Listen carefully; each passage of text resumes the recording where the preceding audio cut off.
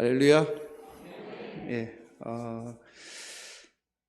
몇 번 앞에 서서 찬양도 하고 이렇게 말씀도 한 2번 전했던 것 같습니다. 그러니까 훨씬 오늘 마음이 많이 편해진 것 같습니다. 예, 목사님께서 오늘 대만에 가셔가지고 수요 예배 설교를 좀 해달라고 부탁을 하셔서 제가 오늘 이렇게 여러분 앞에 서게 되었습니다. 오늘 전해드릴 말씀은 믿음 아닌 믿음이라는 제목으로 하나님의 말씀을 전하도록 하겠습니다.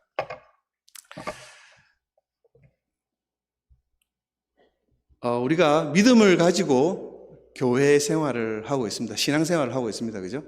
하고 있는데 실제는 우리가 믿음이 아닐 수 있다는 것입니다. 우리가 믿음 생활을 하고 있는데 그게 믿음이 아닐 수 있다는 거예요. 착각이죠, 착각. 우리가 신앙생활을 하면서 착각하면서 살아가고 있지 않은지 모르겠습니다. 그게 뭐냐면 율법주의, 여러분 율법주의 그리고 믿음주의라는 거예요. 율법은 정말 중요한 것입니다. 그죠? 율법이 하나의 말씀이잖아요. 율법이 정말 중요한 것인데 율법주의는 조금 다른 거예요. 율법주의는 무슨 주의라는 게 이즘이라 그러죠. 그죠? 무슨 주의라고 하는데 그건 뭐냐면 형식이 있다라는 것이에요. 형식이 있다. 그래서 나는 정의를 지지해. 정의를 지지하는 사람이에요. 그럼 정의를 지지하는 주의예요. 그죠? 근데 이걸 어떻게 착각을 하냐면 나는 정의로운 사람이야. 정의를 지지하기 때문에 내가 정의로운 사람이라고 착각한다는 거예요. 나는 구제하는 걸 너무 좋아해. 구제하는 걸 지지해. 그러면서 구제는 안 해요. 구제를 안 하는데 나는 구제를 하는 사람이라고 착각하는 거예요. 이게 구제하는 주의라는 거예요. 다만 좋아할 뿐인 것이죠. 나는 선교를 지지해. 선교를 정말 지지하고 정말 좋아해. 근데 선교는 안 해요. 근데 내가 마치 선교를 하고 있는 것 같은 착각을 한다는 것입니다. 조금 다르게 이야기할까요? 나는 주일날 예배를 전혀 안 빠져요. 그럼 나는 믿음이 좋은 사람일까요? 나는 교회에서 화를 한 번도 낸 적이 없어. 그러면 하나님이 기뻐하시는 사람일까요? 나는 평생 이 교회를 지키고 평생 이 교회를 다녔어. 그러면 그분은 평생만큼의 믿음이 쌓인 사람일까요?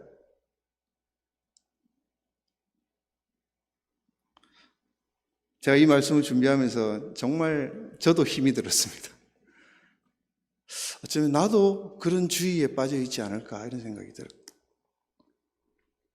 교회 다니는데 내용이 없다는 거예요. 우리가 교회 생활을 하고 있는데 삶에서 내용은 전혀 없다는 것이죠. 율법과 율법주의는 다른 것입니다, 여러분. 율법은 하나님이 주신 것이죠. 좋은 거죠. 말씀이죠. 그리고 복받는 길입니다. 구약에서는 율법을 말씀이라고 이야기하거든요. 시편 119편 오늘 우리 말씀 있지 않습니까? 그죠? 주의 말씀은 내 발의 등이요 내 길의 빛이니이다. 이렇게 이야기하지 않습니까?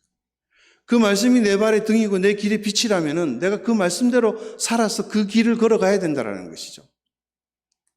말씀은 여전히 존재하는데 내 삶은 전혀 그것과 상관없이 가고 있지는 않는지 생각해 봐야 된다는 것이죠. 그 율법을 죄인들은 다 지키지 못해요. 왜냐하면 아는 것과 사는 것이 다르기 때문입니다. 여러분, 머리는 우리가 이해를 할 수 있어요. 그죠? 알 수는 있어요. 그렇지만 그 아는 것을 살아내는 것은 또 다른 이야기입니다. 죄를 지어서 죄인이 아니라 죄인이라서 죄를 짓는 것입니다, 우리가. 죄인이어서 죄를 짓는 거예요. 그럼 이 율법이 하는 역할이 뭐냐면 율법주의가 아니라 율법이 하는 역할, 말씀이죠. 말씀이 하는 역할이 뭐냐면은 두 가지가 있어요. 뭐냐면 거울의 역할을 해요. 거울의 역할을. 나를 볼 수 있게 만들어주는 것이죠. 또 하나는 내가 어떤 상태인지를 진단해주는 역할을 합니다. 로마서 3장 20절에 보면은 이런 말씀이 있죠. 한번 띄워주시겠어요? 한번 읽어보겠습니다. 시작. 그러므로 율법의 행위로 그의 앞에 의롭다 하심을 얻을 육체가 없나니 율법으로는 죄를 깨달음이라. 네. 율법이 뭘 하느냐 하면은 우리의 죄를 깨닫게 해준다는 거예요. 내가 어떤 삶을 살아가고 있는지, 내가 어떤 죄인인지를 알게 해준다는 거예요. 말씀을 가까이 하면 우리의 죄가 드러날 수밖에 없다라는 것입니다.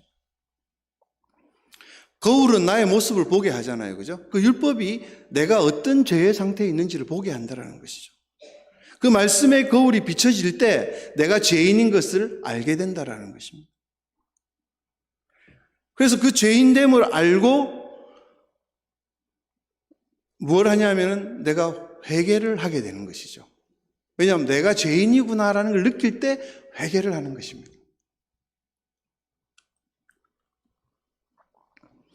1907년에 평양 대부흥이 있었습니다. 그때 부흥이 있었는데 길선주 장로님이 회개를 하면서 이 부흥 사경회가, 이 사경회라는 게 그 사자가 살필 사자에다가 경자가 경쟁 경자랍니다. 그래서 성경을 살피는 거예요. 성경을 살피는데 조사하는 회자래요. 그래서 사경회라는 것은 성경을 살피고 조사하는, 아주 철저히 성경을 공부하는 그런 믿음의 자리였다라는 거죠. 거기에서 말씀이 살아서 움직이니까 이 장로님들이 나의 죄가 보이기 시작하는 거예요. 그러면서 길선주 장로님이 회개하면서 그 회개의 역사가 일어났던 것입니다. 그래서 그 회개의 물결이 막 퍼져나가기 시작하니까 말씀 앞에서 내 죄가 다 보이는 거예요. 한 사람도 예외가 없이 다 보이는 거예요. 그래서 막 떼굴떼굴 구르면서 회개를 하게 되는 것입니다. 그게 부흥이라는 거예요. 내가 회개하고 하나님께로 돌아왔을 때 교회가 부흥을 하게 된다는 것입니다. 그래서 진정한 부흥은 뭐냐면 우리가 사람 숫자가 많이 모여서 예배하는 것이 부흥이 아니라 여기에 모인 사람들이 내가 죄인임을 깨닫고 하나님께로 나가는 마음이 있을 때 그 교회가 부흥하게 된다는 것입니다.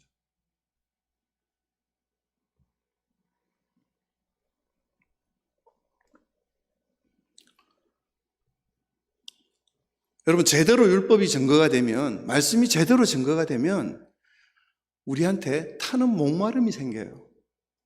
하나님, 내가 죄인입니다. 예. 그 죄인인 걸 알겠는데 답이 없는 거예요. 내가 어떻게 해야 될지. 그러니까 주님 전에 나와서 늘 하는 게 뭡니까? 어찌할까요, 주님? 이 죄인을 어찌할까요? 이런 탄식이 나오는 거예요. 그래서 우리가 살 길을 찾는 게 결국 뭐죠? 예수님이라는 거예요. 그 예수님 앞에 나가서 우리가 죄를 자복하고 나가는 것이죠. 그래서 율법은 우리를 보게 하는 거울이다. 두 번째는 뭐죠? 진단을 하는 역할을 하는 거예요. 내 믿음의 상태가 어떠한지를 진단하는 거예요. 엑스레이 같은 거죠. 내가 아픈데 병원에 가면 엑스레이를 찍어보면 팔이 삐었는지 부서졌는지 알 수 있는 거잖아요. 그렇게 진단을 하는 거예요. 말씀을 비추고 말씀을 보다 보면 아, 내가 지금 믿음의 상태가 어떻구나, 내 마음의 상태가 어떻구나라는 걸 알 수 있다는 것이죠.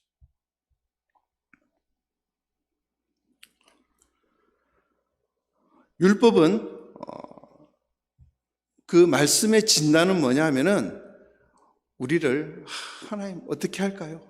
내가 어떻게 해야 이걸 낫게 하겠습니까? 내 마음의 상처가 나아지겠습니까? 내 마음의 죄가 회개가 되겠습니까? 하고 한탄하면서 주님 앞에 나가는 것입니다.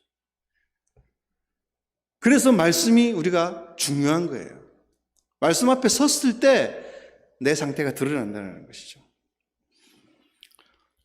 저는 제가 39살 때, 지금 제가 몇 살로 보입니까? 43살쯤 됩니다. 제가 39살 때 39년간을 예수 믿으면서 살아왔는데 모태신앙입니다. 저도 어느 날 보니까 헛믿고 있는 거예요, 예수를. 예배의 형식은 있는데 내 마음 안에 진정한 하나님을 찬양하는 예배가 없었던 거예요. 말씀을 보니까 나의 생각과 하나님의 생각의 괴리가 너무 먼 거예요. 전혀 신앙인이라고 볼 수 없는 상태에 있었던 것이죠. 주일이면은 태어날 때부터 안 가면 안 되는 게 교회였어요. 주일에 교회를 안 가면 뭔가 찜찜하고 이번 주는 뭔가 일이 생길 것 같고 막 그런 마음들이 드는 거예요. 혹시 우리 동성교회는 저 같은 분이 없을 거라고 저는 생각합니다. 저는 정말 율법적인 그런 마음으로 교회를 다니고 있었어요. 믿음과는 아무 상관없는 형식적인 예배를 주일이면 와서 드리고 있는 거예요. 그 시간에 안 드리면 찝찝하니까. 어느 날 하나님께서 저를 찾아오셨습니다. 오셔서 하는 말씀이 너 교회 왜 다니냐 물으시는 거예요. 하나님께서 나에게 나하고 아무런 상관없는 교회를 네가 왜 지금 다니고 있냐 이렇게 물으시는 거예요.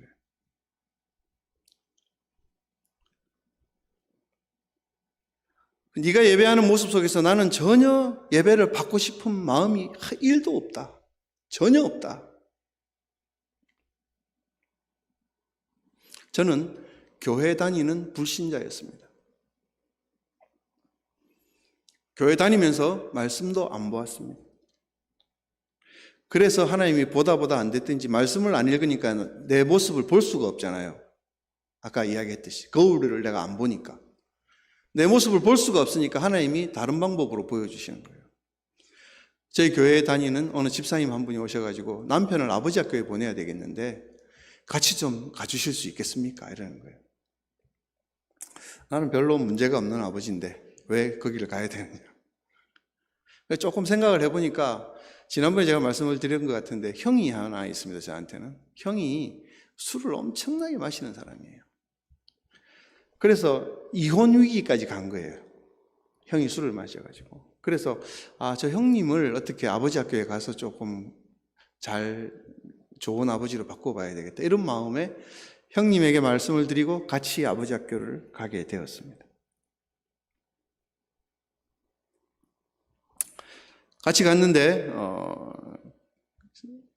정작 그 여자 집사님 남편은 안 갔습니다.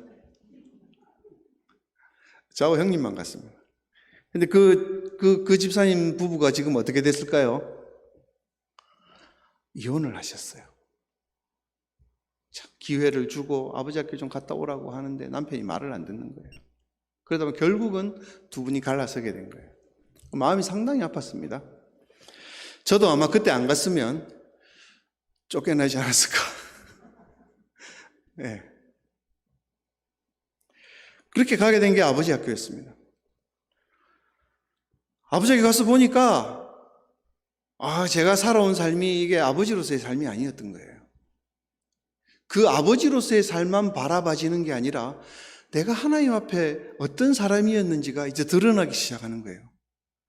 거기 가서 뭔가 은혜를 받고 변화가 되려고 하니까 내가 어떤 사람인지가 보이기 시작하는 거예요.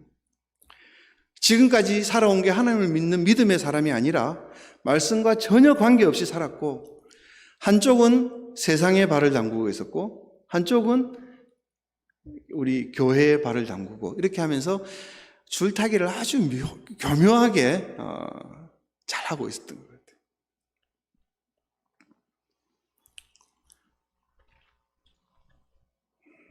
정말 어정쩡한 신앙생활을 하고 있었습니다. 여러분, 물고기는 물에 푹 잠겨 있을 때 편안하게 수영을 하면서 움직일 수 있는 거예요. 그렇지 않습니까? 근데 신앙인들도 마찬가지예요. 예수님 품에 푹 잠겨 있을 때 자유로운 거예요. 은혜롭게 사는 거고. 근데 저는 이 조금 남아있는 그 개울가에서 살아보겠다고 퍼득퍼득거리면서 사는 거예요. 반반씩 걸쳐놓고. 퍼득퍼득거리면서 사는 그게 얼마나 힘들었겠습니까, 여러분? 그냥 물에 푹 담겨 있으면 편할 텐데 헤엄치기도 좋고 어떻게 해보겠다고 그 퍼득퍼득거리면서 살아가는 거예요. 감사한 것은 그때라도 하나님께서 나를 붙들어 주셨다는 거예요. 그 아버지 학교를 통해서 나를 돌아보게 하셨다는 거죠.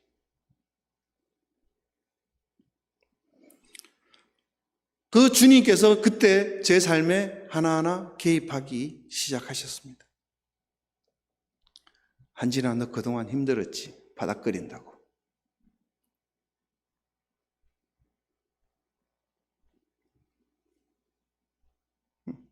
하나님 그렇게 말씀하셨어요. 돌아보니까 가정은 엉망이 돼 있고, 저는 직장인 다닌다고 돌아다니고 저녁에 회식한다고 집에 늦게 오고, 저희 아내는 석사 박사 공부한다고 늦게 오고, 아이들은 내팽개쳐져 있고, 할머니가 아이들 보고 있고, 가정이 엉망이 되어갈 때 이 아버지 학교라는 걸 통해서 저는 제 삶의 상태를 다시 바라볼 수 있었습니다. 내가 어디에 와 있는지 정확하게 깨닫게 해주셨습니다. 내가 어떤 상태인 줄 알고 나니까 이제 고쳐야 되겠다는 마음이 생기기 시작한 것입니다. 여러분, 치료는 그냥 되는 게 아니잖아요. 치료자가 있어야 되는 거잖아요. 그 치료자가 누구일까요? 예수님이죠. 오늘 그 율법이라는 게 그렇잖아요. 율법을 제대로 쓰면 좋은 초등교사를 만나는 것과 같다라고 이야기를 하거든요. 우리 갈라디아서 3장 24절 말씀에 보면은 이렇게 되어 있습니다. 이같이 율법이 우리를 그리스도께로 인도하는 초등교사가 되어 우리로 하여금 믿음으로 말미암아 의롭다함을 얻게 하려 함이라. 율법이 그리스도께로 인도하는 초등교사가 된다라는 거예요. 여러분, 말씀을 가까이 할 수밖에 없는 이유가 여기 있는 것입니다. 우리가 말씀을 가까이 해야 우리가 하나님께로 나갈 수 있는 길이 열린다는 거예요.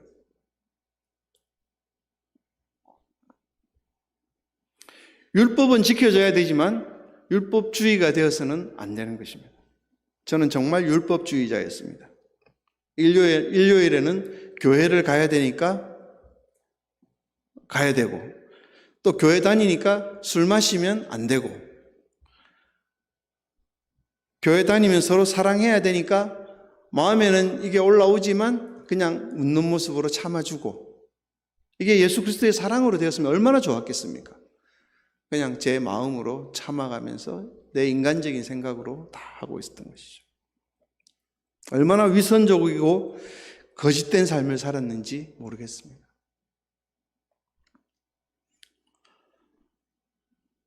여러분, 우리가 율법을 다 지킬 수는 없습니다. 그러나 율법을 통해서 내가 어디까지 와 있는지 나를 점검해 보는 그 기준이 율법이고 말씀이라는 것입니다. 오늘 여러분들이 내가 지금 어디에 있는지,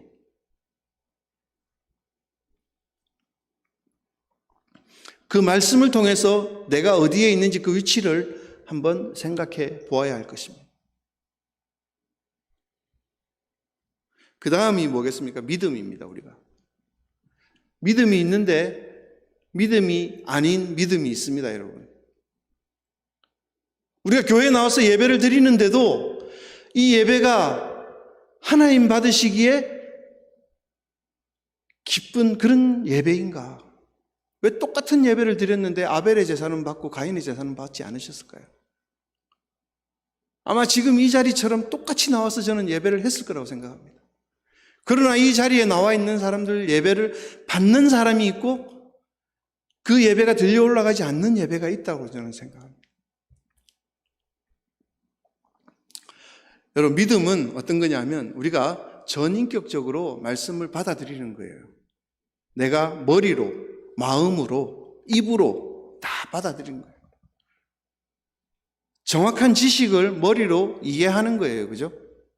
이해하고 마음으로 받아들이고 그것을 입으로 시인할 때 우리가 믿음을 가지고 있다라고 이야기할 수 있죠. 그래서 로마서 10장 10절에 보면 사람이 마음으로 믿어 의에 이르고 입으로 시인하여 구원에 이른다라고 이야기를 하고 있습니다. 마음으로 믿고 입으로 시인을 해야 되는 것이죠. 요즘 공감을 아주 중요하게 생각하잖아요. 그죠? 공감 형성을 뭐 교육의 목표로 삼기도 하는데, 그럼 공감하는 게 다 옳으냐? 그죠? 근데 우리가 생각할 때 여러분 이해하고 마음으로 받아들이고 입으로 시인한다고 했는데 여러분 100%다 성경 말씀이 이해가 되고 100% 성경 말씀이 다 마음으로 다 인정이 됩니까? 그렇지 않잖아요.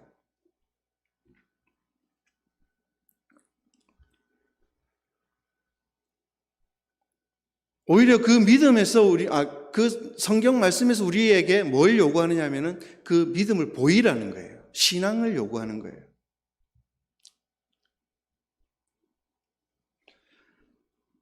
믿음은 우리가 납득할 수 없는 부분까지도 받아들이는 것이 믿음이라는 겁니다.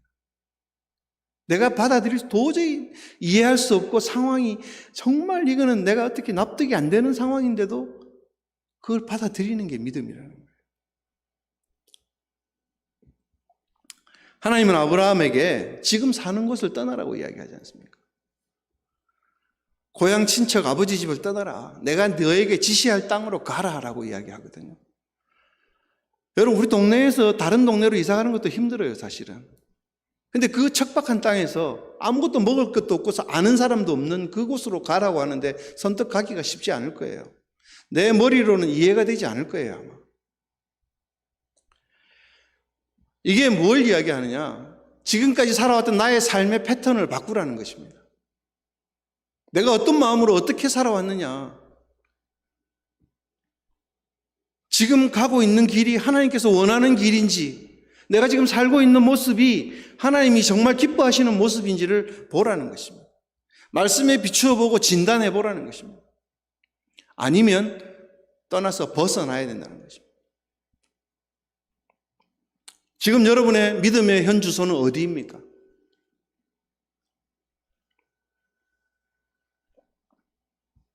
혹시 하나님께서 지금까지 가지고 있던 습관이나 이런 것을 버리라고 이야기하진 않습니까? 그리고 그곳을 떠나라고 이야기하지 않습니까? 나의 그 가식적인 부분, 내가 예배하러 나왔지만 그 예배의 마음속에는 전혀 1도 예배하고 싶지 않은 마음들을 떠나라고 이야기하지 않습니까?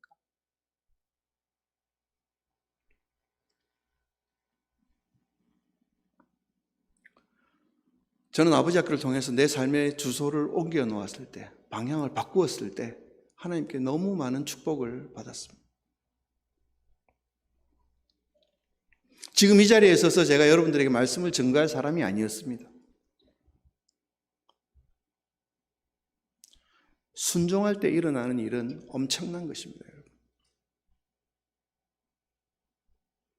지금 저희 가정은 상당히 행복하게 살아가고 있습니다.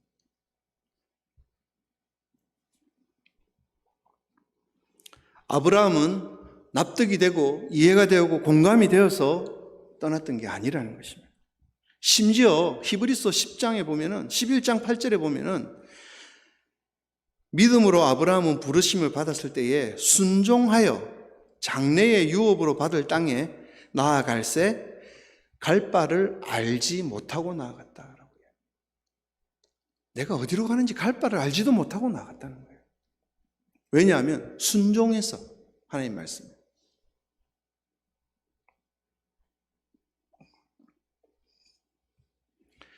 순종해서 나갔는데 하나님이 아브라함에 또 어떤 걸 요구합니까? 100세에 낳은 아들을 모리아 산에 가서 바치라는 거예요. 여러분 이게 이해가 되겠습니까? 이삭을 내가 네 자손이 번성하게 하고 축복하겠다 했는데 이 아들을 바치라는 거예요. 이게 정말 공감이 안 되지 않습니까? 그런데 순종을 하니까 여러분 여기서 십자가의 부활의 개념이 십자가와 부활의 개념이 나오는 거예요. 그 아들을 죽이는 아버지의 심정을 아브라함은 아는 거예요. 그 아들을 죽일 때 그 아브라함의 심정이 어땠겠습니까? 하나님이 우리를 위해서 예수님을 죽일 때 그 심정을 이해하게 되는 거예요. 아들 대신에 순양을 죽임으로 인해서 그 대속 제물이 어떤 것인지를 알게 하는 것이죠.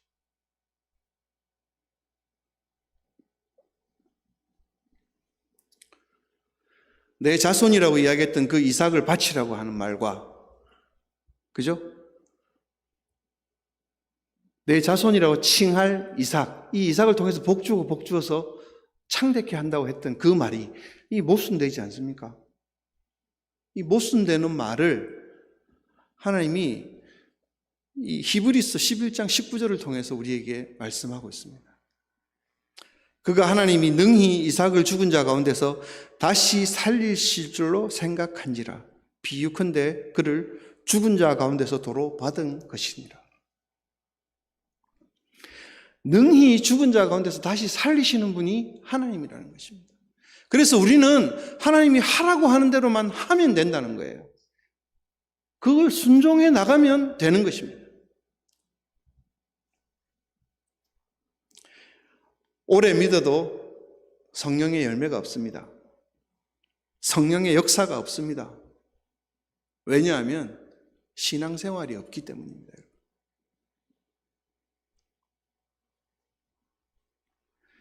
그냥 죽으라고 내가 이해가 되고 납득이 되고 내가 공감할 수 있는 일에만 순종하는 거예요. 거기에만 매달려서 살다 보니까 쪼그라든 인생을 사는 거예요. 하나님의 전지전능하심을 믿고 하나님 나를 창조하셨음을 믿었다면은 그 이상의 일들도 하나님을 향해서 할 수 있어야 된다는 것입니다.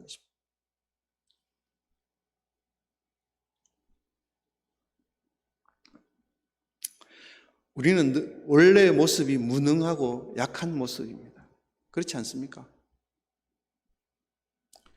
그런데 우리 하나님께서는 우리에게 엄청난 사명을 맡기시고 그 맡기심과 동시에 네가 이 일을 하면 승리한다라고 확실하게 말씀하시는 것입니다.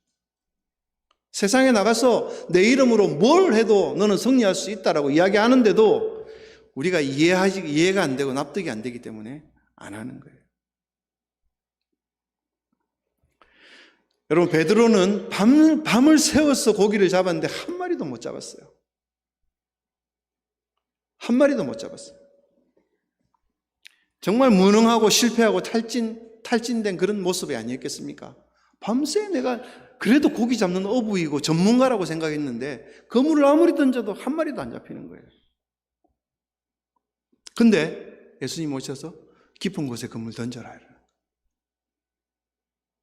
이게 이해가 되겠습니까, 여러분? 내가 밤새도록 던졌는데 한 마리도 못 잡았는데 깊은 곳에 그물 던져라 하는데 던져지겠습니까? 내가 이해할 수 없는 상황에 순종을 하는 거예요. 이해가 안 되지만 말씀에 의지해서 내가 그물을 던지겠습니다 하고 던지는 거예요.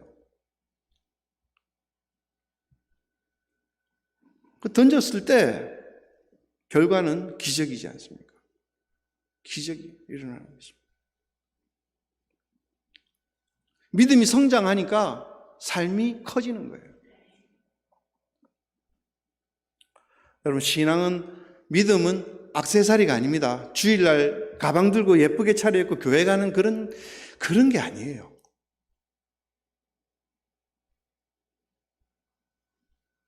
교회 혹시 못 오더라도 믿음대로 사는 거예요, 여러분. 믿음대로 내가 살았던 것을 가지고 와서 하나님께 감사하며 예배하는 게 그게 예배예요. 사는 것은 엉망으로 살고 주일날 예쁘게 차려입고 교회 오면 그게 믿음 있는 삶일까요?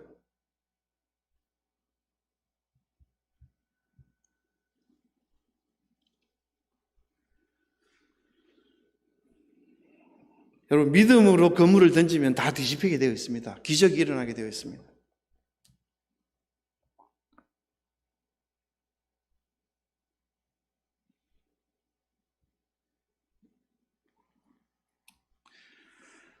믿음주의는 입으로만 믿는다고 말하는 거예요. 믿음주의는. 그러나 믿음이 있는 사람은 입으로 말하지 않고 행함으로 보여주는 사람이에요. 그렇죠. 말끝마다 주여 주여 할렐루야 주님의 은혜로 이런 걸 외치죠.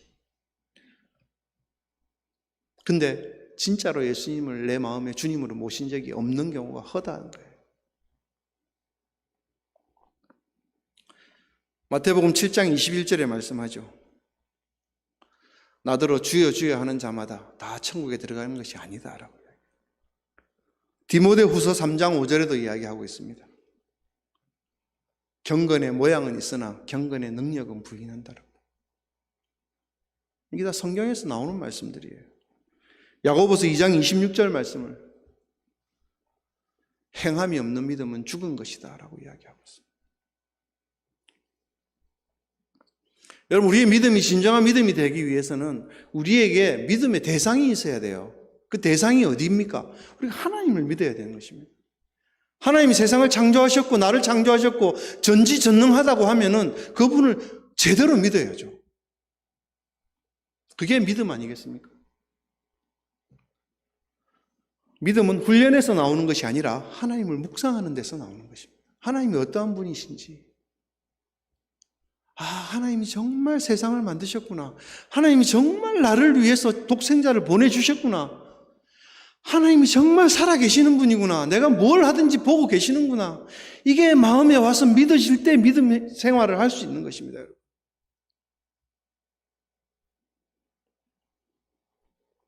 다니엘 기도에 볼 때 조엘앤 씨가 나와서 계속 했던 말이 뭡니까? 왜 성경 안 읽으세요? 교회 다니시는 분들이 왜 성경을 안 읽으세요?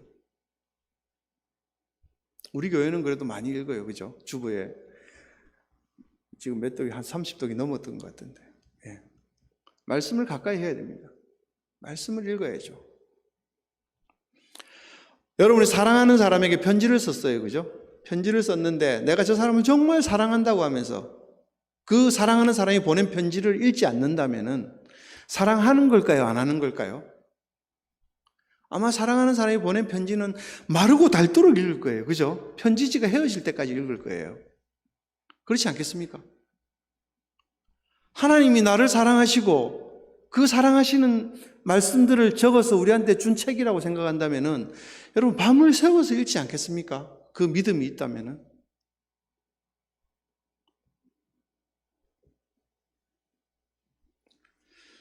믿음 같아 보이는 가짜를 우리 집어 던집시다.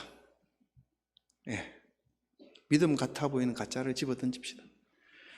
율법이 주는 목마름으로 예수님을 붙들어야 됩니다.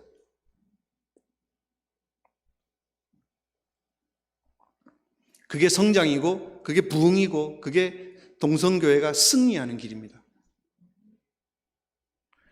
여러분, 말씀과 믿음은 항상 좋은 것입니다. 그렇지 않습니까? 율법과 믿음은 항상 좋은 거예요. 항상 옳습니다. 항상 우리를 살리는 것입니다. 무조건 붙들어야 되는 것입니다.